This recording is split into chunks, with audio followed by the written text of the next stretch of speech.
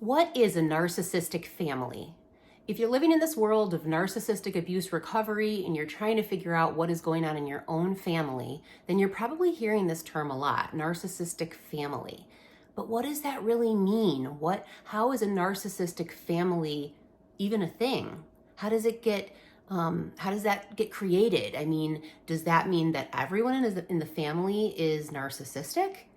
Welcome to Daughters Healing. I'm Nikki Liss, licensed psychotherapist for over 20 years, and I'm here to help daughters like you recover from narcissistic abuse. So what is a narcissistic family? Well, it does not mean that everyone in the family is narcissistic. Instead, this is a dynamic that gets created when one parent is a narcissist. This can happen with both parents being narcissistic, but typically two people who are narcissistic actually aren't attracted to each other, so it's less common that both parents are narcissistic. It does happen. It definitely does happen. It's just the less common dynamic. A more common dynamic is that one parent is narcissistic and their spouse is not narcissistic. In fact, their spouse tends to be actually quite selfless, very giving, things like that. That is something that is a common dynamic because a narcissistic person who is, I call them takers, they take, they don't really give. And so they tend to be attracted to a partner who gives a lot. And the partner that's a giver is attracted to the narcissist because they enjoy giving so much and they don't even really realize that they are falling in love with a narcissist. So let's create a scenario where the mother is the narcissist. So this mother, she finds a husband who is actually a very giving, loving, kind person. And the husband, he really wants to make his wife happy. He really wants to meet her needs and make sure she feels special. And that comes from a very good place, a place of, what healthy relationships are actually made of. You should be wanting to make your partner feel special and important and things like that. The problem comes where the mother, she is unable to give love in this same way.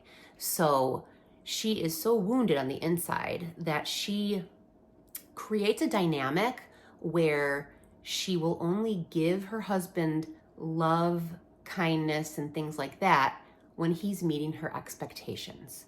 So she will often create situations where she's disappointed, where she creates an expectation for him that's very difficult to attain. And the husband, being who he is, he tries really hard to meet her expectations. And he gets it right a lot of the times. So she will create an expectation, he will meet her expectation, and as long as he's meeting her expectation, things are good. Things are pretty good, they're peaceful, they're status quo. The problem is that the wife, the narcissistic wife, she keeps moving the bar. So she may set the expectation that every single day when she comes home from work, the kitchen needs to be clean. He works from home, she works on the outside of the home, and when she comes home, she wants the kitchen clean, so he'll do that for her because he wants to make her happy. And the first few times that works. She comes in the door, she looks at him, she says, "Oh, thank you, honey, for cleaning the kitchen. I really appreciate that." And all of a sudden, one day, she comes home, and although the kitchen's clean, she realizes his shoes are in the middle of the floor, not put away. And she will get extremely angry over the shoes. And so then he starts putting his shoes away. But then eventually she comes home and there's another problem. And these are sort of simple examples, but these are real examples. And this can come in lots of different ways. So she continues to move the bar. He continues to try to meet her needs. And it gets to the point where everything becomes all about her all the time. She's really not giving him love. She's not considering his needs. She's not having empathy for what he needs in the relationship. It's all about her. And he, being the person that he is, makes it all about her and doesn't even realize in the process that he's completely losing himself. So now the husband and wife, they decide to have a couple of kids, as people do when they're married. So they have a couple of kids and things are pretty great. These kids, they're babies, they're toddlers, and things are pretty okay. There's still this situation, this dynamic where everything's all about the wife all the time and the husband meets her needs and things are okay as long as he's meeting her expectations.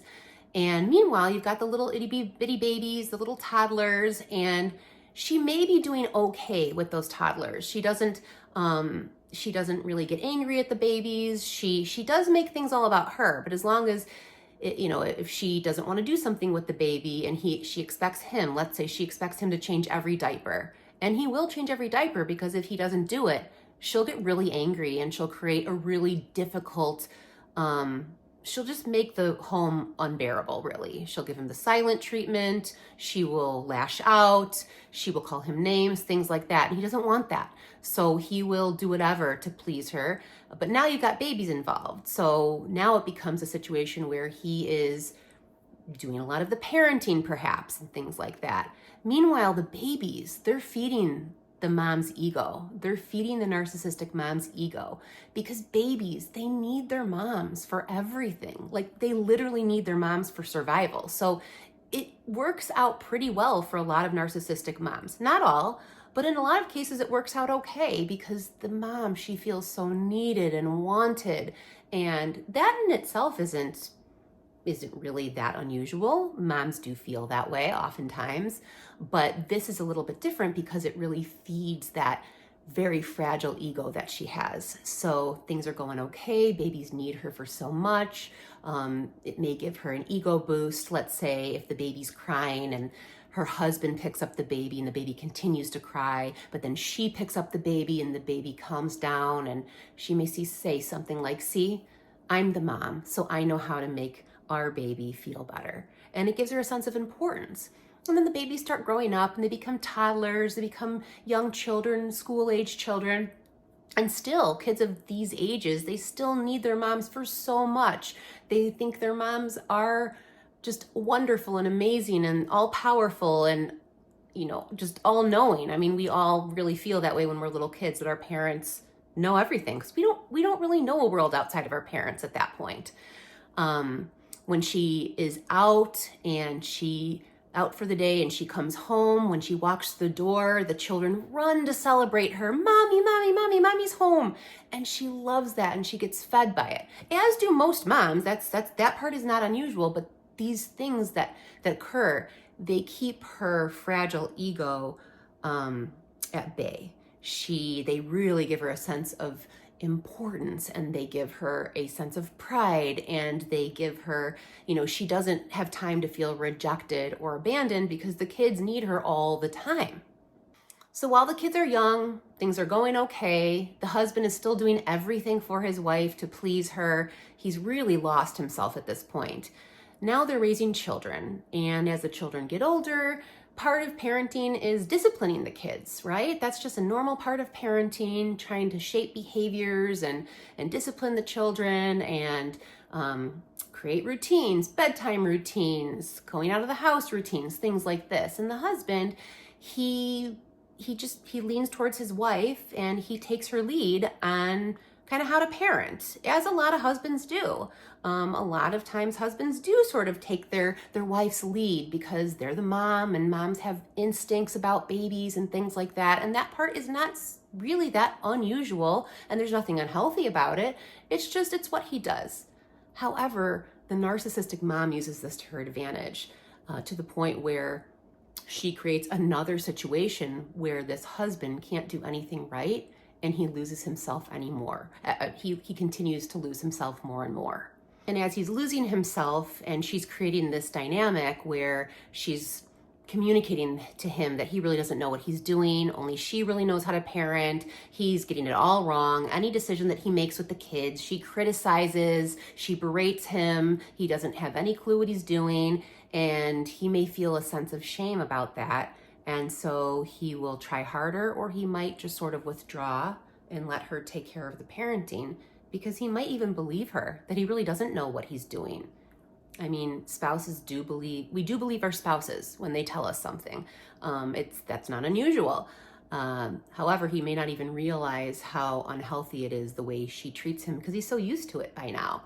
So she starts becoming bonded with the children in a way that she becomes so close, in fact, too close, and creates a dynamic where she makes the children believe she has all the answers to everything. Mommy can fix literally everything. Nobody else knows a single thing but mommy. And as he's losing himself, she becomes even more and more bonded with the children. And obviously bonding with your children as a mother that's a good thing to do. But this is to a level where it becomes something called enmeshment, which we'll talk about in a different video. But it's a situation where she holds the kids close to the point where she makes the children believe that nobody has any answers but mommy. Mommy knows all the answers. Only mommy can soothe you. Only mommy can make things better. And to the point where she gets the children to somewhat isolate from their dad because the children believe their moms. They believe that they're being brainwashed, basically. They're being manipulated into thinking that only mommy can fix things.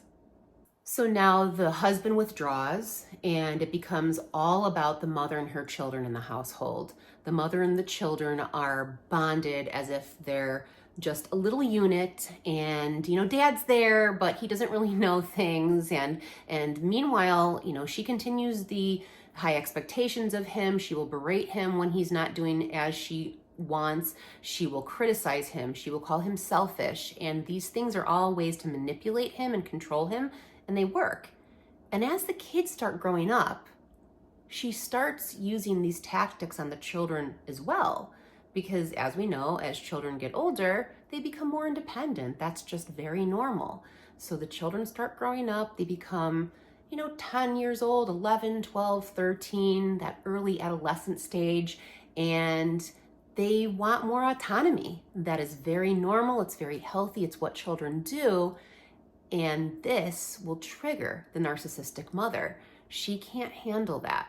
Most moms, healthy moms, they might feel a little like, oh, my baby doesn't need me anymore, that type of thing as the kids grow up. But they get it. They know it's a normal part of development. They know it's not personal. It may hurt, but it's also something that, we know is just, it's normal and we have to accept. But the narcissistic mom, she can't handle that. She takes it extremely personally, and she will start using her manipulative tactics on the children to control them. So here's an example. Children now when they're 10, 11, 12 years old, if they're at home and mom's out, when mom comes in the door, they're not running to mom to celebrate her anymore. They do that when they're 2 years old, 3 years old, 4 years old. But by the time they get older, they just don't do that anymore. That's just how it goes. And she may take that extremely offensively. She may take that as an abandonment, as a rejection. And so now when she comes in the house, she sees everybody just kind of doing their own thing, right? Husband is in the garage doing some work. The kids are on their phones or they're doing some homework, and they may barely even look up when mom comes in the door. Not because they don't love her, but because they're teenagers, and that's kind of what teenagers do. Like, hey, mom, when they walk in. And she doesn't know how to tolerate that. So instead of what a healthy mom would do is just redirect the kids. When I walk in the door, I'd like you to say hello. And that would be just a totally normal, acceptable thing to say to your kids, to teach them to teach them manners and things like that. But no, that's not how the narcissistic mom handles it. She will take it extremely offensively, and she will probably pick a fight. She will look around and find a reason to start yelling at the kids and maybe the husband and everybody. Look at this place. It's a mess. What have you been doing all day? I've been out doing work for you guys. I was grocery shopping. Nobody cares about me at all. Look at you all. You're over there doing your homework. You're on your phone. You're out in the garage fiddling around. And it kind of gets everybody to attention, and they realize, okay, we've got to make mom happy in order to keep the peace. However, this dynamic may not continue like this for a very long time, because typically what happens is in the family, there may be one child that follows along, kind of like dad, just, okay, I'm going to do whatever it takes to get mom to be happy. I will anticipate her needs. I will do everything I can because I don't want her mad at me. I want her to love me. And healthy moms don't only love their children, obviously, when their children are doing something good. They love their children all the time.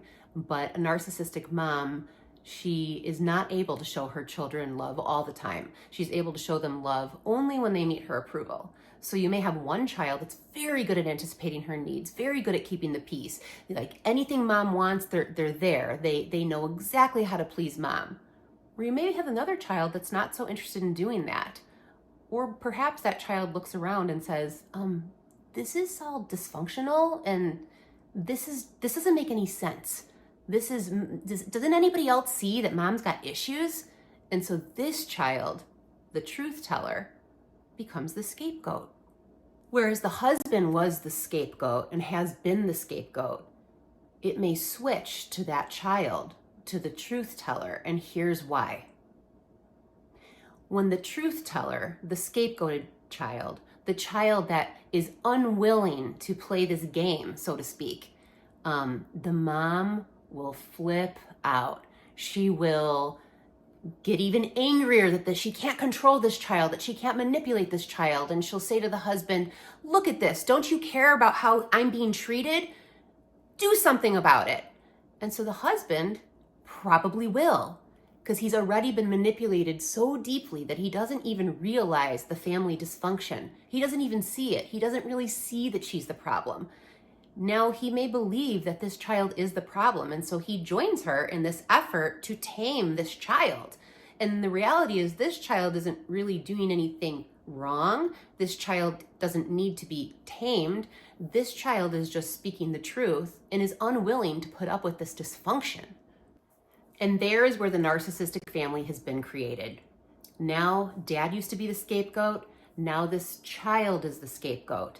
And everybody placates mom except for this one child. The husband's used to placating mom. The other child or children are used to placating mom. And this one child who is unwilling to put up with this nonsense becomes the one that the whole family will sort of turn on. And the family doesn't even realize what they're doing. They don't realize that it's actually the mom that's the problem. They truly believe that the child who's being scapegoated, they don't see it as a scapegoated child. They truly believe that that child has the problem because that child is not going along with status quo. Like, don't you understand what we do here? If mom wants something, we just give it to her. That's just what we do. Come on, she's the mom. Happy wife, happy life. And because this dynamic gets created over many years, the husband doesn't realize how dysfunctional it is. And of course, the children, other than the one we're talking about, they don't realize how dysfunctional this is.